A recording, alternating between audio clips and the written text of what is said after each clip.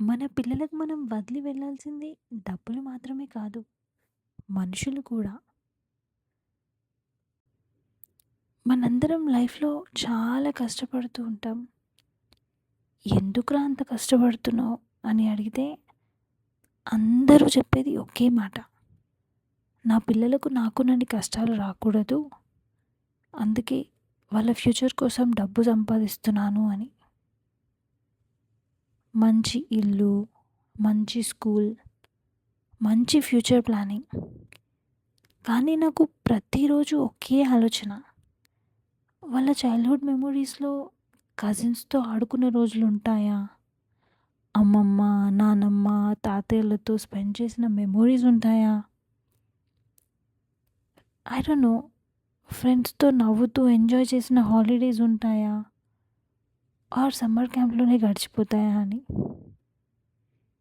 ఈ రోజుల్లో kids రూమ్స్‌లో expensive toys చాలా ఉంటాయి. కానీ డోర్ నాక్ చేసి బయట ఆడుకుందాంరా అని పిలిచే ఒక్క ఫ్రెండ్ మాత్రం ఉండట్లేదు. మన career goals, financial stability, so many situations మనల్ని వేరే చోటికి తీసుకెళ్తాయి. కారణం ఏదైనా ఒంటరితనం అయితే కామన్ అయిపోయింది.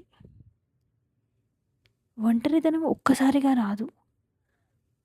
మెల్లిగా మనుషుల మధ్యలో డిస్టెన్స్ పెరిగినప్పుడు వస్తుంది. మనం మన పిల్లలకిచ్చే బెస్ట్ గిఫ్ట్స్ ఎక్స్‌పెన్సివ్ టాయ్స్ కాదు. వాళ్ళు జీవితాంతం గుర్తుపెట్టుకునే మంచి రిలేషన్‌షిప్స్. వాళ్ళని రిలేటివ్స్ దగ్గరికి తీసుకెళ్ళండి. హాలిడేస్‌లో కజిన్స్‌తో స్పెండ్ చేయనివ్వండి. ఫ్రెండ్స్‌ని ఇంటికి పిలవండి. ఫ్యామిలీ అంతా కలిసి లంచ్ చేయండి.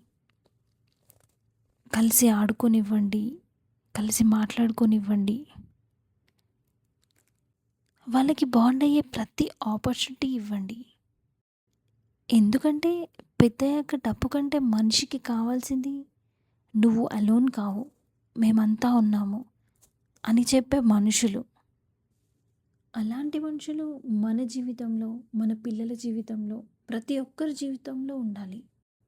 డబ్బుల కన్నా వాల్యుబుల్ మంచి రిలేషన్‌షిప్స్, మంచి మనుషులు, ప్రేమతో నిండిన చైల్డ్‌హుడ్ మెమోరీస్.